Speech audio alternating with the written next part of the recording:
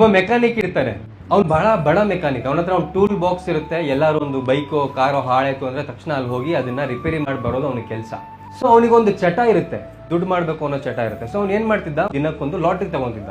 10 ವರ್ಷಗಳಿಂದ ಒಂದು ಕೂಡ ದೊಡ್ಡ ಲಾಟ್ರಿ ಅವನಿಗೆ ಹೊಡೆದಿರೋದಿಲ್ಲ. ಒಂದು ದಿವಸ ಹೀಗೆ ಎಲ್ಲೋ ಒಂದ್ ಕಡೆ ಬೈಕ್ ರಿಪೇರಿ ಮಾಡಕ್ ಹೋಗಿರ್ತಾನೆ, ಟೂಲ್ಸ್ ಬಾಕ್ಸ್ ತಗೊಂಡು ಅವ್ರ ಹೆಂಡತಿ ಫೋನ್ ಮಾಡ್ತಾರೆ ಅವ್ರಿಗೆ, ಇವತ್ತು ನಮಗೆ 1 ಕೋಟಿ ರೂಪಾಯಿ ಲಾಟ್ರಿ ಹೊಡೆದ್ಬಿಟ್ಟಿದೆ, ಪೇಪರ್ ಅಲ್ಲಿ ಹಾಕಿದ್ದಾರೆ, ತಕ್ಷಣ ಮನೆಗೆ ಬಾ ಅಂತ.